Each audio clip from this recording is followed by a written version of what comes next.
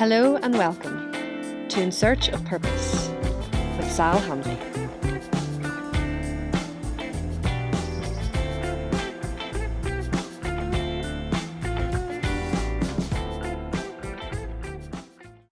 Welcome to this week's podcast, In Search of Purpose. I'm Sal Hanvey, and today I have the pleasure to introduce to you Ralph McLean. I've been really wanting to get you on the podcast now for a while. Hi, Ralph. Hello, Sal. How are you? I'm good. It's a bit of a damp sort of a day today, but I'm just cozying in the house and just going to relax. What about yourself? Oh, just taking it easy and getting various things done. Doing a lot of work from home like everybody else at the minute, and just generally getting things done as best I can. Exactly. And are you doing work from home with regards to your radio interviewing and stuff? Have you made it work for yourself? Well, technically it's obviously it's a bit limited, but we are able to do the show from home completely. So I've been doing all my evening shows from the music room here in the house. So it's been brilliant, and it's actually been great as well because it's been a chance to use all the music that I have. Because when you go into a studio, you obviously bring down music and you bring down whatever you want to play that night. I've got everything here, so it's been a really nice chance to kind of dig into the boxes, into the shelves, and just get stuck into the music. So all the shows have been coming from the house here, and it's been interesting. It's been different, but it's been very interesting, you know. It's funny how technology, you can make it work, isn't it? I mean, obviously back in the day when my dad was doing the radio show in downtown, you know, he had to reel, he was cutting. Oh yeah. He was pasting, he was getting everything ready, and he was bringing it all up to the radio station. Long gone are those days. His music room was literally ceiling to floor, wall to wall of vinyl, and he had little record shelves made specifically. So for 12 inches, he had a 13-inch, so his finger could go in, adjust it, and pull it out just in time. I can tell you, Sal, mine's exactly the same. Nothing's changed for me. I'm still stuck in the past. It's all vinyl for me, vinyl, and all sorts of other formats as well. But I love me vinyl, so I had a whole room shelved for records, and it's much the same. All the vinyl. The 12-inch vinyl has to go near the bottom, or else it starts to warp the shelves and actually bring the room down into the floor below. So I have a whole room shelved for that, and it's great. But I've already run out of storage. I've actually nowhere else to put my records. So tell us a bit about the records that you have, Ralph. I mean, what would be the sort of main genre, or is it an eclectic mix? My thing's always just been that, you know, there's only two types of music. There's good and there's bad, and I've never been a big fan of you know, labeling music just for the sake of it, you know. So just good music and all different types of music, and I would have been collecting records since I could get out to the shops, really. So you're talking from very early teenage years. I'd have been buying all my own records, buying singles, probably first 7-inch singles, and then onto records, and I have thousands of them now, you know, across all sorts of styles. You know, an awful lot of rock stuff, an awful lot of indie stuff, a lot of country, a lot of jazz, a lot of soul, a lot of blues, really everything, to be honest. It's very, very wide, and that's the whole love of music for me, is that it's always something new to give you, and there's always something exciting to find and something to explore. And that's what I love about music, is that you can really dig deep into it and get all kinds of new journeys and new places to go. So yeah, the collection just keeps getting bigger and bigger and bigger. Much as I love vinyl, it's really cumbersome, and it's a real nightmare to store, and you've got to store it right, or else, you know, if you store it out in the garage, it could get damp or whatever. So you've got all these things to think about. So it's not a convenient format, but I just love it. I just love having the record in my hand. I love having the physical sleeve. I love reading the sleeve notes. I love the whole idea of a vinyl record, of an album. Has always been magical to me. So that'll always be my favorite format. But tons of CDs as well. A whole couple of walls of CDs up there as well. So like I say, I run out of storage. So I'm going to have to find a lockup or something to use. I don't know what I'm going to do, but I'll have to find somewhere to put it all now, you know. Put them all in the conservatory there. Well, there's plenty of room in here, but I don't think I'd be allowed to put them in here. So I'm away up in the music room upstairs, but it's brilliant. And it's, you know, it's my little sort of den. I feel like it's my sort of bat cave, as I call it. And, you know, you can always just retreat to that and just kind of lose yourself in music, which is what I've always done, you know. It's brilliant. I know. And when it comes to the likes of records, you were saying, you know, it's the holding it, it's the tactile nature of it, and it is a ritual, isn't it? And it's a ritual that's lost almost to the point where, you know, just downloading something at the touch of a button on your phone doesn't seem to have the same romantic association. Sure, it doesn't. It really doesn't for me, to be honest. It doesn't feel like you have any ownership if it's just floating about in cyberspace, you know. I think there's something very magical about purchasing an album. I think it goes back to my youth, when, you know, albums were quite dear and you had to really think long and hard before you bought an album. You had to decide what you wanted to get before you went down to Caroline Music in town or wherever you went to pick up your records. For me, it was a place called It Records in Lisburn. I actually used to go to all the time. But also Caroline at the weekend, I would go in there and you would pick up albums. But you had to think very hard about buying them because they weren't cheap. And you know, you put a lot of thought and a lot of love and a lot of effort into researching it, and you'd buy the music magazines and you'd work out what you were going to get. And then you felt you had a sense of ownership. You felt that you kind of, this was something you've waited for and something that you've, you know, longed to have in your possession, and you get that album home and it becomes a part of your life. And you know, when you go back through your records, I think you're almost tracking your life through records that you bought. Certainly I can do that. You can take yourself right back to very specific times, and you can actually feel that you're right back there because this album just immediately throws you back. You know, when you look at it, you just think of being 15 again, or you think about hanging out with your mates on a Saturday and buying these things. And music's a great thing for throwing you back and putting you back into great moments in your life. It's a way of road mapping your life is through records, I think. Exactly, and I was on that kind of cusp of that turn. You know, I was born in 1980. I've just given my age away there, and 40 this August. But anyway, and I can remember. Obviously, I grew up in a house with my dad, you know, being on the radio, so therefore I was constantly surrounded by records. But they were always, you know, he was your dad, and he was older, you know, and it wasn't you. But me, and personally, in my experience, was hanging out with a load of rockers and punks, and we all would have went to the little shops to get our records and stuff. And exactly what you're explaining there is exactly what I went through with regards to the money, working out what you were going to get. Oh yeah. The ritual of everybody getting together and it becoming like a real ceremonial kind of experience rather than, as I say, just the touch of a button. And for people who are born in the millennials, you know, we'll never get that experience, whereas we've seen both. That's the point. I think a lot of people now just go for tracks, don't they? You know, they'll talk about loving a track by a certain band, whereas I think the generation before that, which, you know, a lot of us can identify with, you bought the album and you bought into the album experience, you know. And I love playing albums. In my radio shows, I always do a classic album feature once a week, and it's a great way to remind people of how magical albums are and how they sort of take you on a journey. You know, they should. The best albums do. And you know, you lose that when you're just downloading a track or the single or you know, something you've maybe heard in the radio. And I don't think you ever invest in bands. You don't invest in artists if you just think of them as being sort of disposable and something you just put on your phone and then lose whenever you don't need it. There's something about buying albums, buying records that makes you feel part of the story, if you like. Exactly, and on top of that, you know, I remember when I was younger, you always used to have an album was about 30 to 40 minutes because it was the average time of a journey in a car. So you put it on at the start of your journey and you nearly got to where you were going by the end of the album. Absolutely. That's the way I look at albums as well. I think of car journeys as a kid. I think of, you know, journeys I would have made when I was at university, and you know, and I would have been in cassettes as well because you know, the Walkman and stuff was still around. Anybody really young listening to this will not have a clue what we're talking about. Cassettes and Walkmans and all this stuff were state of the art at the time, and the idea that you could take the music with you was a great breakthrough. You know, you didn't have to be in the house, you didn't have to be actually sitting beside the record player. It was a really magical thing, and the fact that you could head out for a walk or you could go into town and put your headphones on and you could be listening to your favorite music, that was brilliant as well. You know, music was always a real way of escape for me, you know, and music has never let me down on that front, no matter how I've been feeling, no matter how my life has been at any time.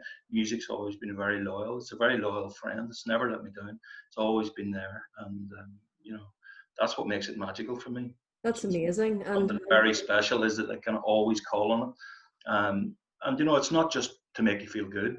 Music reflects all your moods, I think. And you know, sometimes you like to kind of wallow a little bit, and that's where country music and where blues music and identifying with other people's sadness and other people's loss and stuff is. And it gives you empathy, I think, music as well, to feel a bit more. It's a magical thing, you know. I agree. For example, I was just thinking about Nick Drake there when you said that, because I go over every year to a gathering in England called the Nick Drake Gathering, and it's in a little quintessential old English village called Tanworth in Arden. So beautiful. And he's buried in that graveyard, but I perform in that church and in the community hall every year. And a lot of people who don't either appreciate his music or tune into what it is that he was actually trying to say will actually say, that's awful depressing.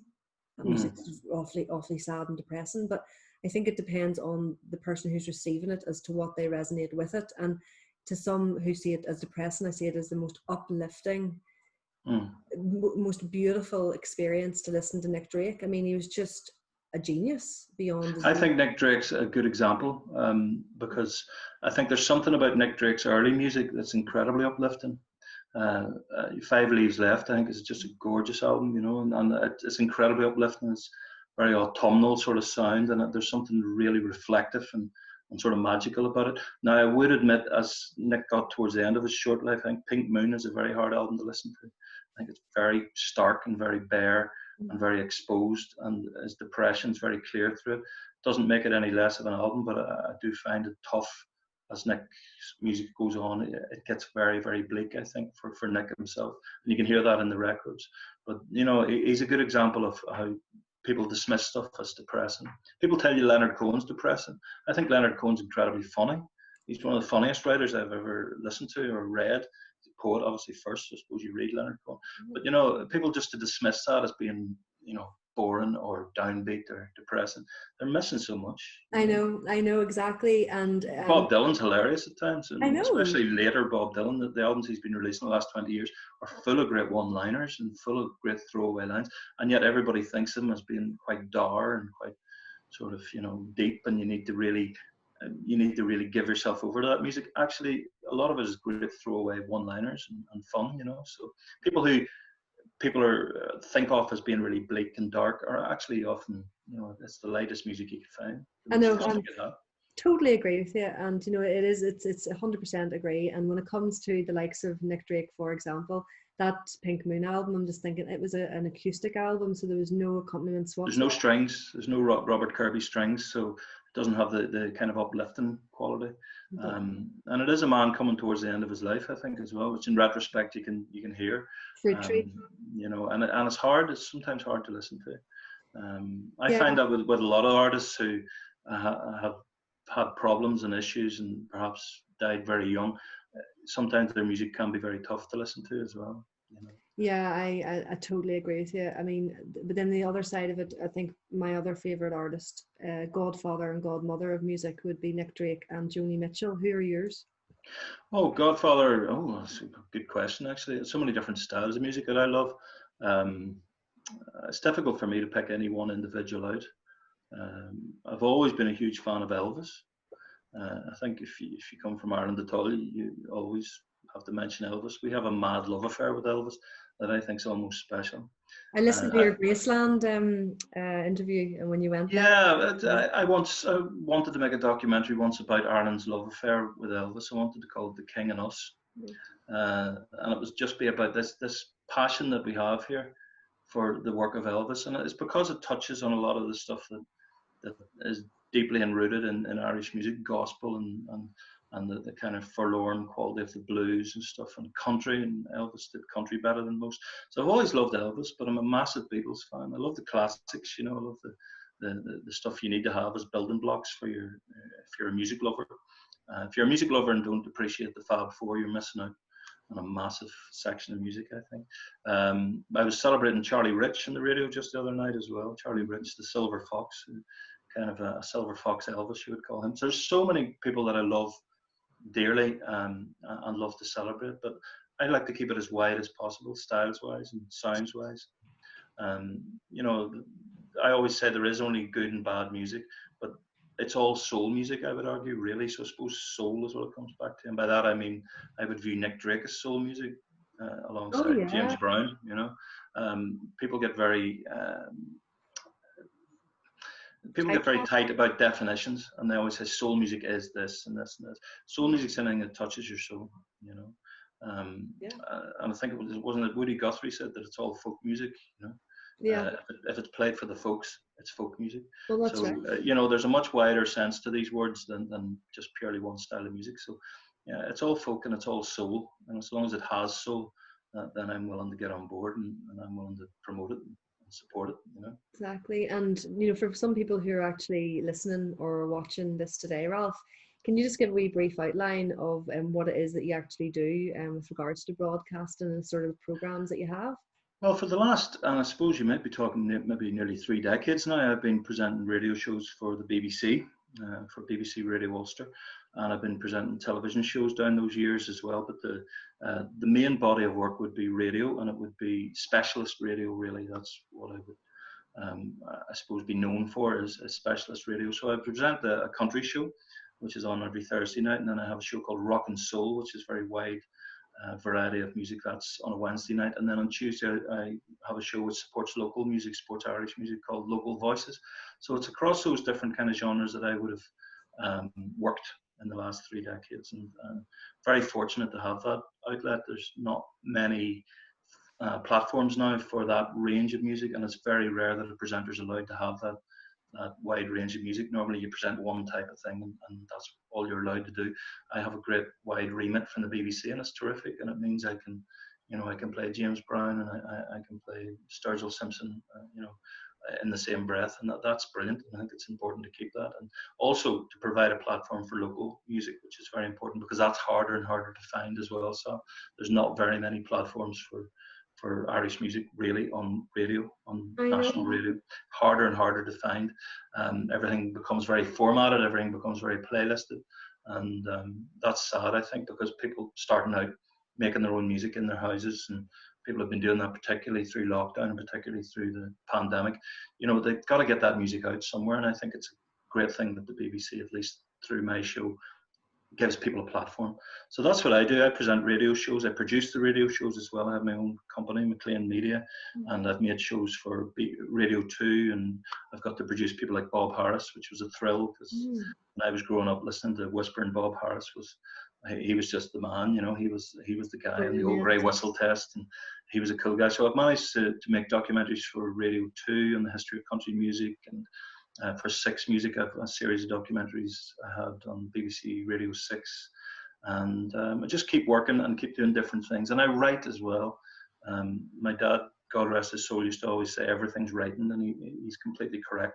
Everything really is writing. It's all about writing, whether you're presenting a radio show or you're writing a book or you're making a television show. If the writing's good, then you're flying. So I write as well. I have columns for the Sunday Life Movies column, and I have an Irish news column as well. So movies is another big passion of mine. So in other words, Sal, I've been very lucky. I've managed to make a living out of all the things that most of us would just call a hobby, really. So yeah, I've managed to avoid real work, which is the key to the job, I think. It's what I've always tried to do, avoid the 9 to 5. And so far I've been very lucky and very privileged, you know.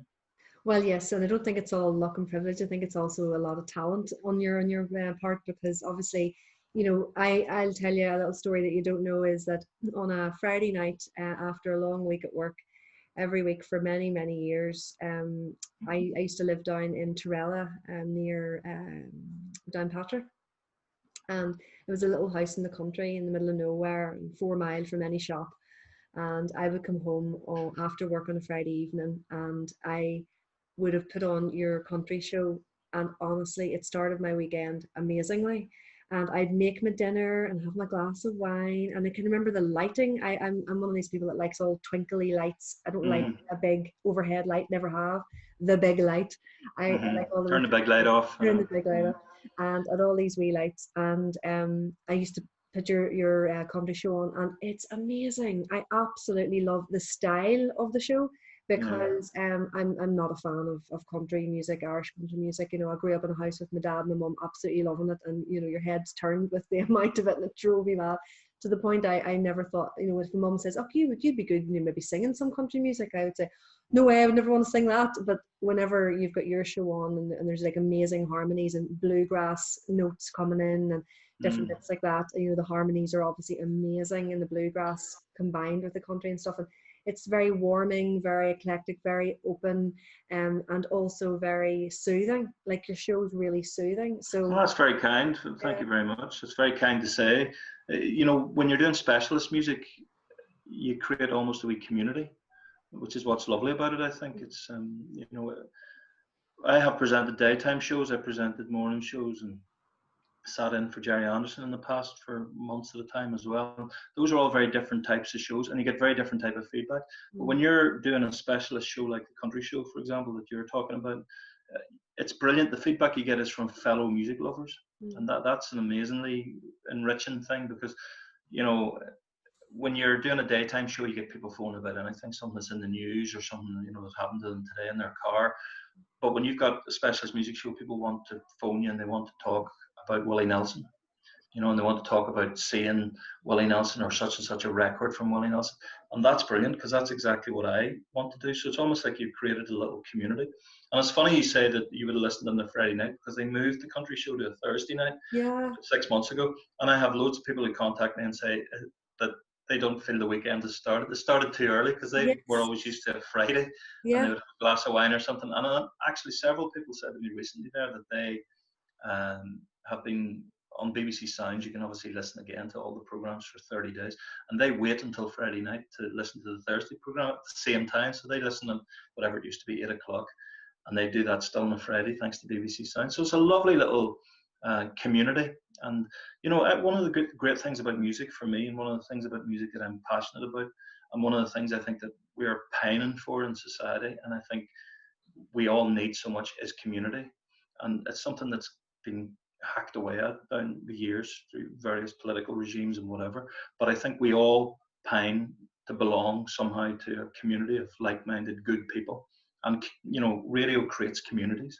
It creates little bunches of people who say, yeah, I agree, I love that, I love bluegrass, and I love, you know, and here's a track you might love, have a listen to this. And it's almost like you're spreading the music. And from the very moment that I first loved music, music was always in my house.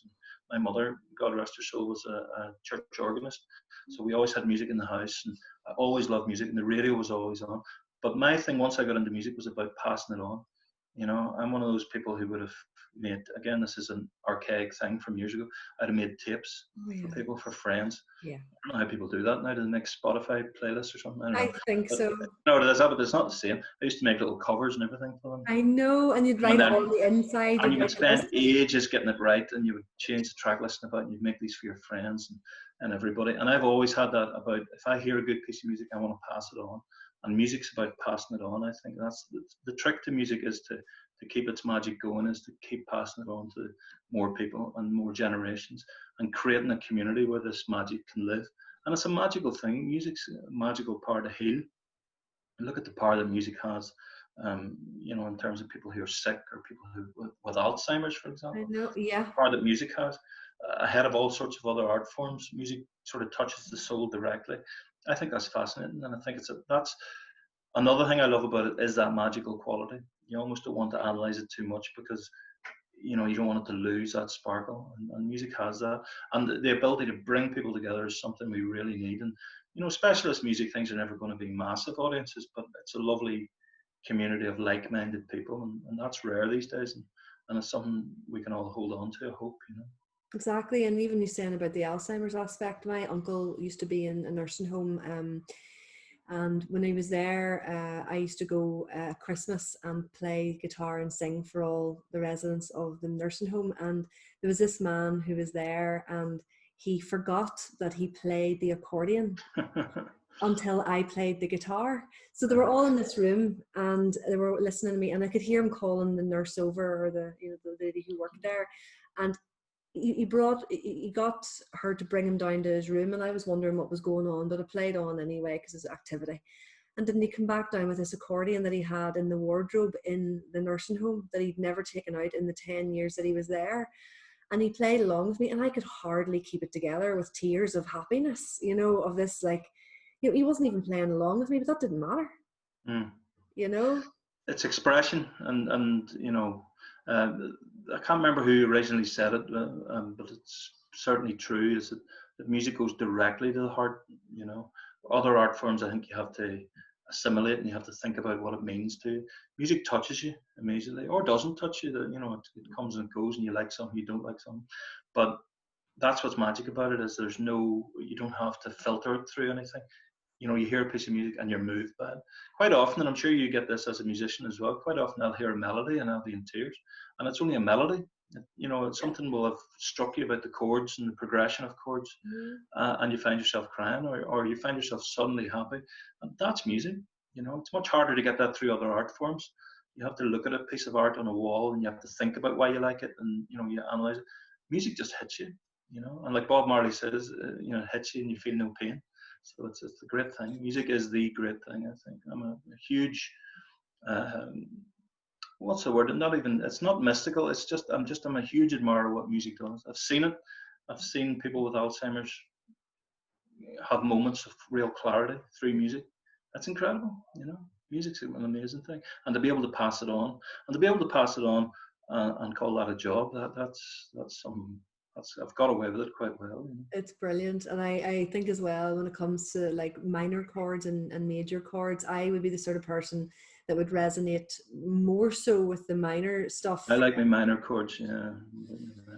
You know, when yeah, and I find that there's a greater journey into working on yourself or ideas or concepts through minor than major. Yeah. I know that's a very sort of black and white way of looking at it. I don't mean it like that. No, there's something about a minor chord progression that really, really touches you, I think, and takes you kind of deep.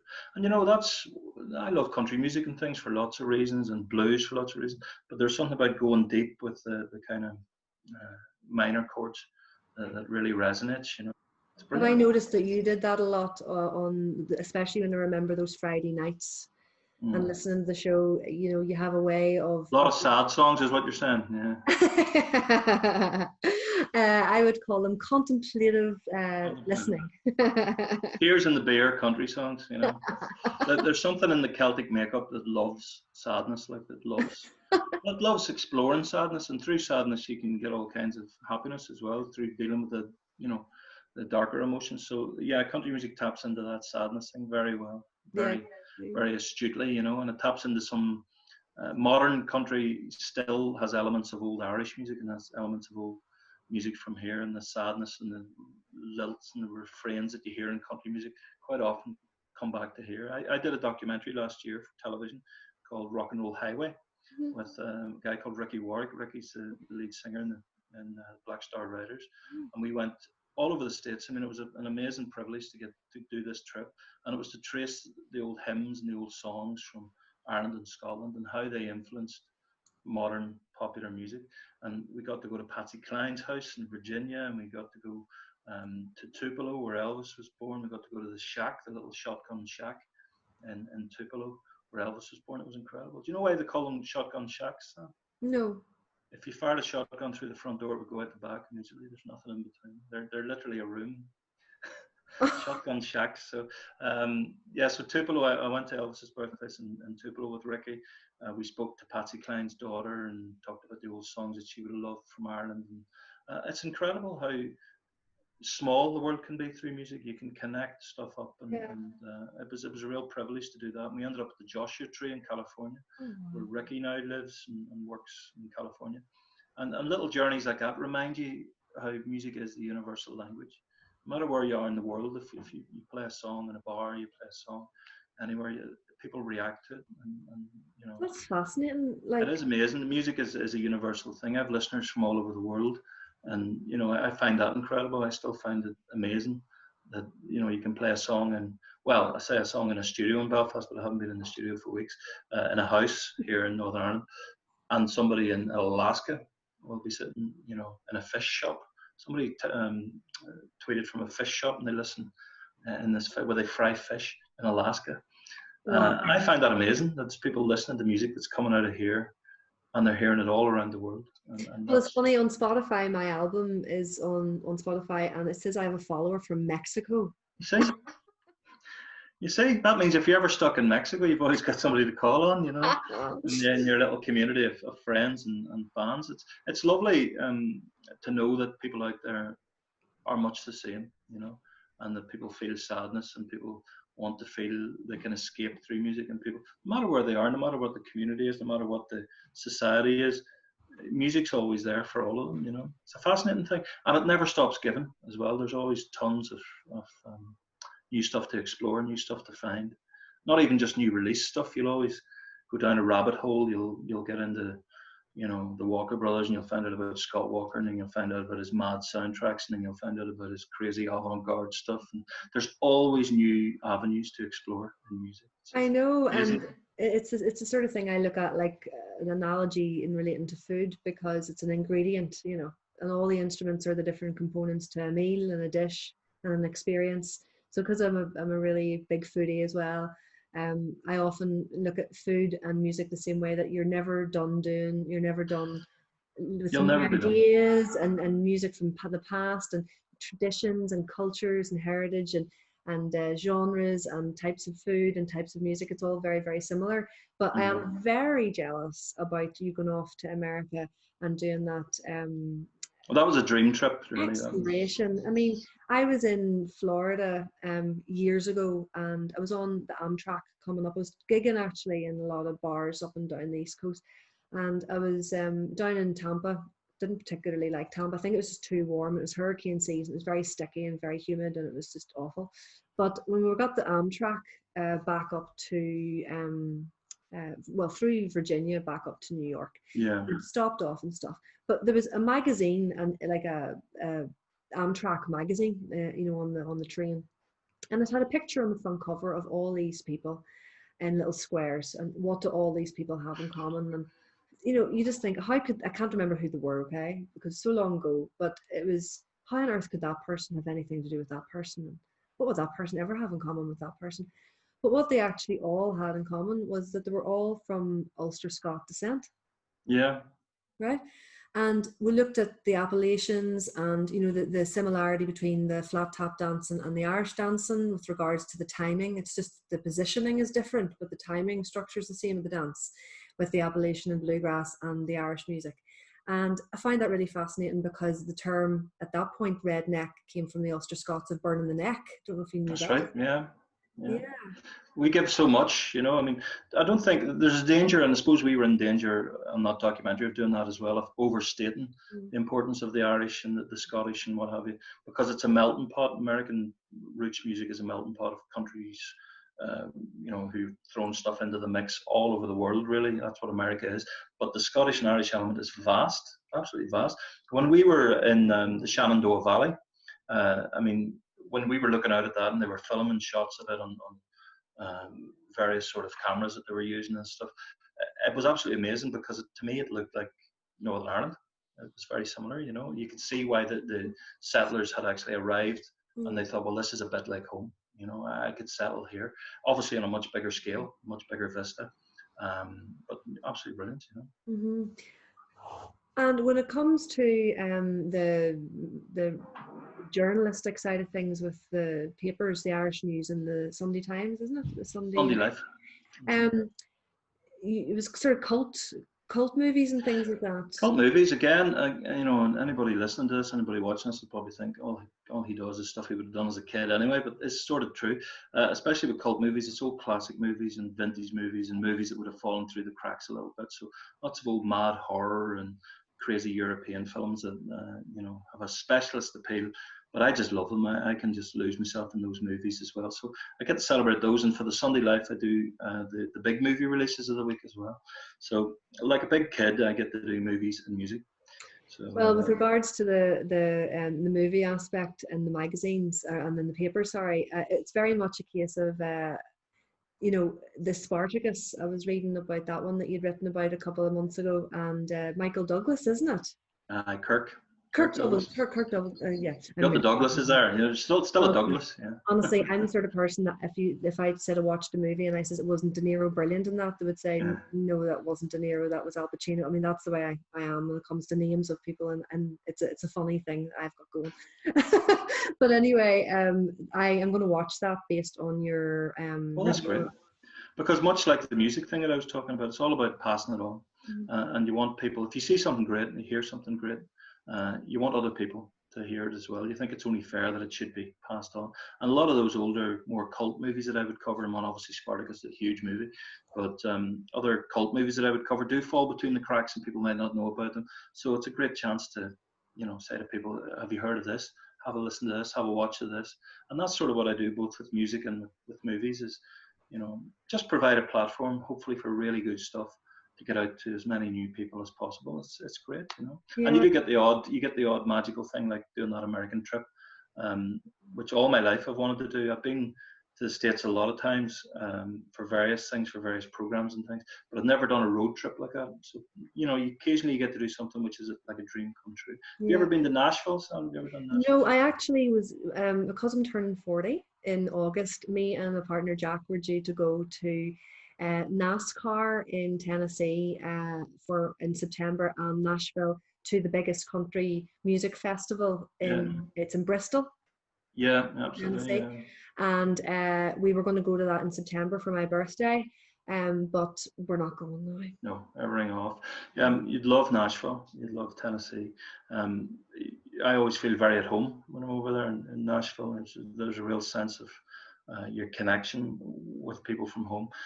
You go into any bar, the music's amazing. The standard of the music's absolutely incredible. The players that you'll see in little dive bars and honky tonks is shockingly good. And then you'll start looking at the bands in various bars, and you'll be like, I know that bass player. And then you'll chat to them, and then it turns out he was Johnny Cash's last touring bass player, or plays in Paddy Loveless's band, and this slide guitar player. Because when they're not working, they play the bars, and they play for tips. Yeah. So they pass a tip jar around. So if you fire a request up, then the thing is you put a few dollars in the tip jar. So for music lovers and for anybody who really loves great roots music, somewhere like Nashville's it's a godsend. I've been a load of times, and every time I go, it gets bigger. It's one of those cities that's getting bigger and bigger and bigger. But it's magical, and you can go into any bar and you have the best night of music that you've ever heard. And then you've got things like the Grand Ole Opry, and you've got the Ryman Auditorium, the mother church of country music, right in the center of Nashville.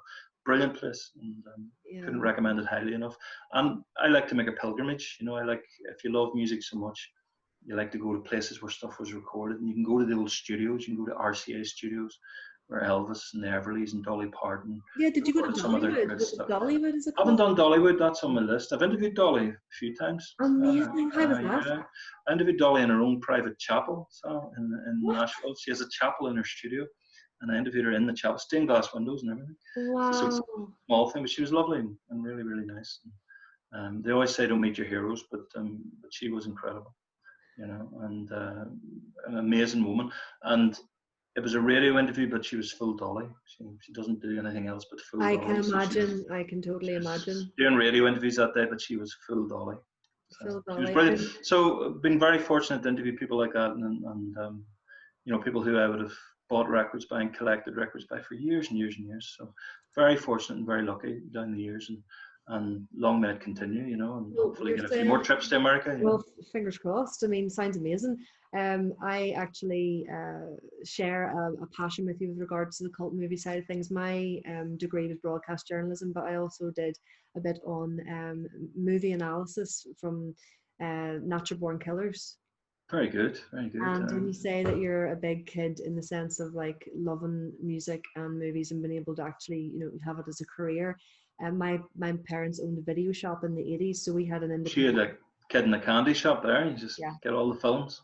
Yeah, and I had 2 older brothers and no sisters, so I ended up watching a lot of things I probably shouldn't have been watching at a very young age, because it was never done watching in our house, you know, movies all the time. So I think it was probably only natural that I wrote about them in my degree.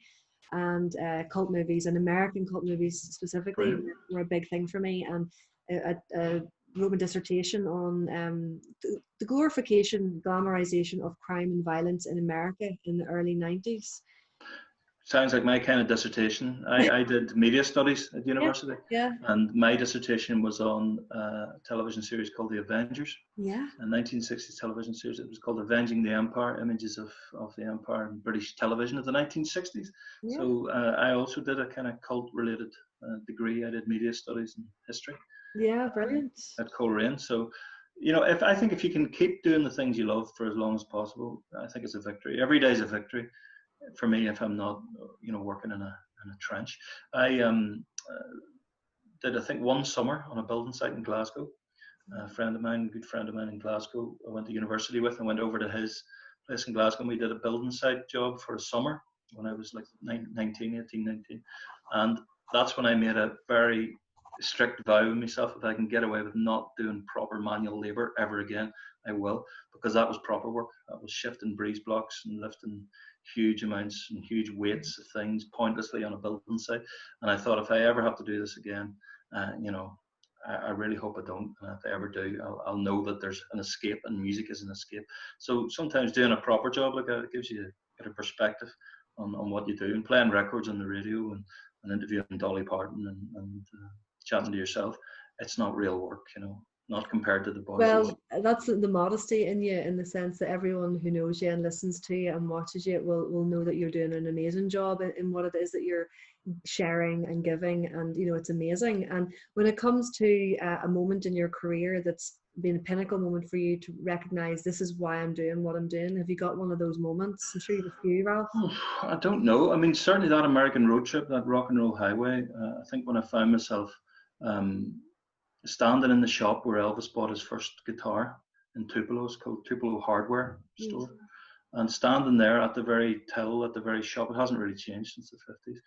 When you suddenly feel that you're in that history and you're standing in that moment, and you're like, I loved Elvis. I bought all the records when I was a kid and watched all the movies, and to be standing in the town that gave birth to Elvis at the very till that he bought his first guitar with his mother in Tupelo, and you just think, well, how did this all happen? And those moments do come by now and again, and they're kind of magical, So certainly I had a few of those on that rock and roll highway. Interviewing the likes of Dolly Parton, you sort of pinch yourself a bit and go, how did this happen? Amazing. This is amazing. And movies wise, I've interviewed a lot of big names there as well, from Harrison Ford and Tom Cruise to all these people. And you do find yourself, like when I was interviewing Harrison Ford, and I mean this with no disrespect whatsoever, he was a bit drab, he was a bit bored. I think he'd been doing interviews all day, and he was quite monotonous, quite boring like this. And he was talking about a film called a U-boat film, can't remember the name of it, U-471 or something. Anyway, it was a war film that he'd made, and he was talking about it, and you sit right beside him in the Dorchester, you do these kind of face-to-face interviews. Now that's a cuckoo clock that we have, which is terrible. You're going to hear it going on. It shouldn't go too often. There it goes. It's awful. I hate it. Look at it, keeps going. Stop. If it was a record, I could turn it off. There it goes. What was I saying? I can't remember what I was saying. Oh, Harrison Ford. So Harrison Ford was talking to me. He was getting slightly boring, let's be honest. And as he was speaking, and the camera was on him, and they put a camera on me, and they filmed the whole thing in the Dorchester, I totally zoned out. And I kept thinking to myself, that's Han Solo. That's Han Solo. And I grew up watching Star Wars, And I just couldn't stop looking at him. And his mouth was moving, but I couldn't hear a word he was saying. And luckily, just before he finished speaking, I pulled myself together and asked him the next question. So sometimes you do have a moment where you have to catch yourself on and go, I spent my youth watching Star Wars, and that is crazy. I know Star Wars was my favorite because obviously I grew up with two older brothers, and we had a video shop in the 80s, which was an independent. So Star Wars is going to be part of it. Star Wars is still great. I take my kids now to all the new Star Wars films, and it's great to keep it going. So occasionally you have a little moment where that comes around again, and you're like, how did that happen? How did I end up chatting to Harrison Ford? It's just great, all the different things that you've done, and keep it up. That's the main thing. You must continue. Well, I'm happy to keep doing it until somebody catches me out, and tells me to stop and wise up and get a real job. People always have anxiety dreams. That's my anxiety dream. Someone's going to tap me in the shoulder and go, time's up. You got to go back to Glasgow to that. Go back to Glasgow. The building site needs you. There's a load of breeze blocks need shifting from there over to there pointlessly. But in the meantime, Ralph, thank you so much for taking the time today to do this podcast with me, In Search of Purpose. Thank you so much. Absolute pleasure. It's always a pleasure to talk about music. It's a magical thing, and it means a lot to me, and it means a lot to a lot of people. So thank you for asking. All right, take care. Bye. Thanks, Matt. Bye.